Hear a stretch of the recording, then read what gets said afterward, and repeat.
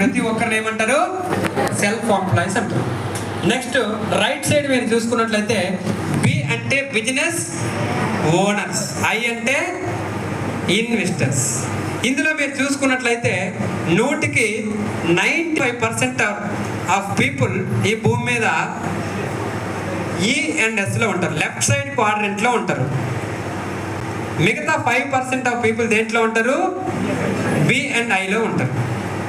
విచిత్రం ఏంటంటే ఎస్, ఈ అండ్ ఎస్లో ఉన్న వాళ్ళు 95% ఉంటే వాళ్ళ దగ్గర డబ్బు కేవలం 5% మాత్రమే ఉంటుందంట. 5% మాత్రమే ఈ యొక్క 95% పీపుల్ దగ్గర ఉంటుంది. ఈ 5% పీపుల్ ఎవరైతే ఉన్నారో వాళ్ళ దగ్గర 95% ఆఫ్ అమౌంట్ ఉంటుందంట. వీళ్ళు ఏం చేస్తారంటే వీళ్ళు ఎంప్లాయీస్. వాళ్ళు ఏం చేస్తారు? ఒక పనిని సెలెక్ట్ చేసుకుంటారు. వాళ్ళ యొక్క టయాన్ని, ఎనర్జీని, వాళ్ళ యొక్క టాలెంట్ని ఒక దగ్గర అమ్మేసి ఏదో కొంత శాలరీ తీసుకొని దాంట్లో బతికేస్తుంటారు. వాళ్ళకు వచ్చే ఇన్కమ్ లిమిటెడ్గా ఉంటుంది. ఎట్లా ఉంటుంది? లిమిటెడ్గా ఉంటుంది. రెండో పాయింట్, వాళ్ళకు వచ్చే ఇన్కమ్ యాక్టివ్ ఇన్కమ్ అంటారు. ఈ 2 టైప్స్ ఆఫ్ పీపుల్ మనం కంపేర్ చేసుకుంటే ఎంప్లాయీస్ ఆర్ సెల్ఫ్ ఎంప్లాయీస్లో ఇన్కమ్ లిమిటెడ్గా ఉంటుంది, ప్రతిరోజు పనిచేయాలి. అట్లాగే వాళ్ళకు వచ్చే ఇన్కమ్ జోన్ ఏదంటే active income zone. Yes or no? వాళ్ళు పని చేస్తేనే వస్తుంది, లేకపోతే రాదు. ఉదాహరణకు ఒక ఉద్యోగస్తుడు ఉన్నాడు, నెలంతా పని చేయాలి, నెల తర్వాత జీతం వస్తుంది. Yes or no? పని చేయకపోతే వస్తుందా? ఒక టీ షాప్ ఉన్న, ఒక టైలర్ ఉన్నాడు, లేదంటే కూరగాయలు అమ్మే వ్యాపారస్తుడు ఉన్నాడు. వాళ్ళు రెగ్యులర్గా పని చేస్తే డబ్బులు వస్తాయా, లేకపోతే చేయకుండా కూడా వస్తాయా? చేయకుండా రావు. అందుకని దాన్ని ఏమంటారంటే యాక్టివ్ ఇన్కమ్ అంటారు. యాక్టివ్గా ఉండే పని చేస్తే వస్తే ఇన్కమే యాక్టివ్ ఇన్కమ్, పని చేయకపోతే వచ్చేది కాదు.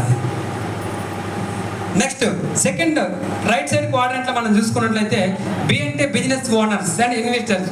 వీళ్ళు కొన్ని ₹250 డబ్బుల్ని ఇన్వెస్ట్ చేస్తారు ఆర్ బిజినెస్లో పెడుతుంటారు.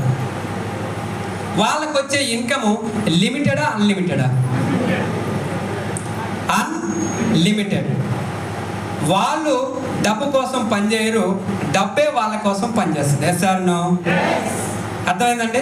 అలాగే వీళ్ళకి వచ్చే ఇన్కమ్ ఏ జోన్ అంటే ప్యాసివ్ ఇన్కమ్ జోన్ అంటారు. అంటే వాళ్ళు ఉన్నా లేకపోయినా వాళ్ళకి వచ్చే ఇన్కమ్ కంటిన్యూస్లీ ఫ్లో అవుతుంది. ఉదాహరణకి ముఖేష్ అంబానీ జియో స్టార్ట్ చేసి ఉన్నాడు. ఆయన 2016లో స్టార్ట్ చేశాడు, అవునా కదా?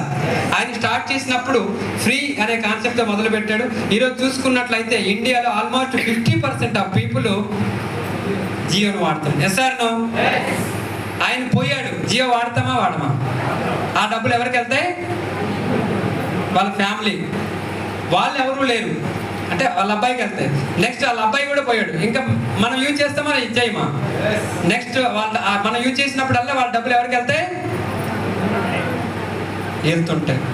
ఈరోజు 50% ఆఫ్ పీపుల్ జియో యూజ్ చేస్తున్నారు. ఒక్కొక్కరు ₹1 ఇన్వెస్ట్ చేసినా కూడా 50 కోట్ల మంది, అంటే ఒక రోజుకే ఆయన ఇన్కమ్ ఎంత?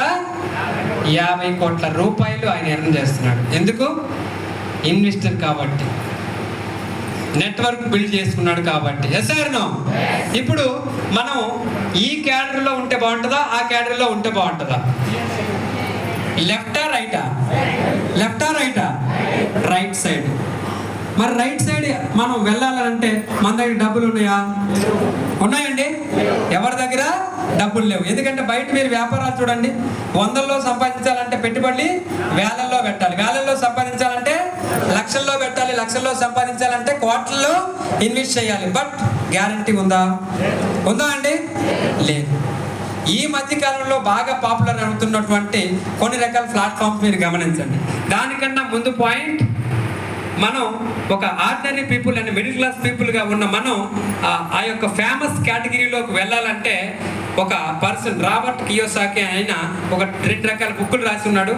రిచ్ డాడ్ పూర్ డాడ్, అలాగే the 21st century new business 21వ శతాబ్దపు వ్యాపారం అనే బుక్లో ఆయన రాసి ఉన్నాడు. ఏంటంటే మనం ఈ స్థాయికి వెళ్ళాలి, మన యొక్క ఇన్కమ్ అన్లిమిటెడ్గా ఉండాలి, మనం ప్యాసివ్ ఇన్కమ్ జోన్లో రావాలి, మనం ఉన్నా లేకపోయినా మనకి ఇన్కమ్ కావాలి, మన డ్రీమ్స్, మన యొక్క అచీవ్మెంట్స్ మనం నెరవేర్చుకోవాలంటే ఈ భూమి మీద ఉండే ప్రజలందరికీ ఒకే ఒక ఆపర్చునిటీ ఏంటంటే డైరెక్ట్ సెల్లింగ్ నెట్వర్క్ మార్కెటింగ్ ద్వారా మాత్రమే అవకాశం ఉంది అని ఆయన క్లియర్ కట్గా ఇన్ఫర్మేషన్ పాస్ చేస్తున్నారు.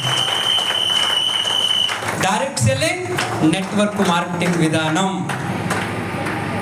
సో అటువంటి కేటగిరీలోకి మనం రీచ్ కావడం కోసం మన ముందుకు వచ్చినటువంటి అవకాశమే వెస్టేజ్. ఏమొచ్చింది? వెస్టేజ్ వచ్చింది. చాలా పవర్ఫుల్ కాన్సెప్ట్. ఓకే, ఈ మధ్యకాలంలో గత 5 ఏళ్ల బట్టి బాగా పాపులర్ అవుతూ ప్రపంచంలో బాగా ధనవంతులుగా పేరు సంపాదించిన వ్యక్తిని చూడండి. అమెజాన్ చాలా తక్కువ టైంలో క్లిక్ అయ్యాడే లేదా ₹1,00,00,000 ఇన్కమ్ ఎర్న్ చేస్తున్నాడు. Yes or no? అలాగే జొమాటో, స్విగ్గీ, ఓలా, ఊబర్ వీళ్ళందరూ ఎవరండి? సోషల్ ప్లాట్ఫామ్ను క్రియేట్ చేసుకున్న ఓనర్స్. బట్ అమెజాన్ మనకి సర్వీస్ చేసే ప్రొడక్ట్స్ ఆయన తయారు చేస్తున్నాడా? జొమాటో వాడు వాడే ఫుడ్ వండి పెడుతున్నాడా? ఓలా, ఊబర్ దగ్గర కార్లు, ఆటోలు ఉన్నాయా? లేవు. ఎవరో ఇచ్చారు, దాన్ని సర్వీస్ చేయడానికి మధ్యవర్తిగా ఉన్నాడు. ఎట్లా ఉన్నాడు? మధ్యవర్తిగా ఉన్నారు కాబట్టి ₹1,00,00,000 డబ్బులు ఎర్న్ చేస్తున్నారు. మనకు కూడా వెస్టేజ్ చెప్తుంది, ప్రొడక్ట్స్ నేను తయారు చేస్తా, వాడుకో, నీకు తెచ్చే 10 మందికి సర్వీస్ అయ్యి మధ్యలో ₹1,00,00,000 సంపాదించు. Yes or no? కంపెనీ మంది కాదు, ప్రొడక్ట్ మంది కాదు. మనం ఆఫీస్ పెట్టలా, డిగ్రీలు పీజీలు చేయాలా, ఇంటర్వ్యూ పోవాలా, కానీ ₹1,00,00,000 డబ్బు ఎర్న్ చేయాలంటే మన కంపెనీ ఏం చెప్తుంది?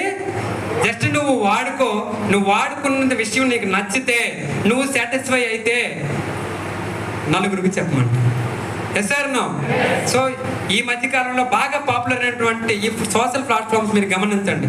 జొమాటో, స్విగ్గీ, అమెజాన్ వీళ్ళెవరు కూడా వాళ్ళ ఓన్ ఉత్పత్తులు ఒకటే లేదు. బట్ వాళ్ళు ఏం చేశారంటే, కొంతమంది ఈ కంపెనీస్ ఏవైతే ఉన్నాయో కంపెనీ దగ్గర టైఅప్ అయి ఉన్నారు. ఆ ప్రొడక్ట్ నేను వాళ్ళకి సర్వీస్ చేస్తా, నాకెంత నీకెంత.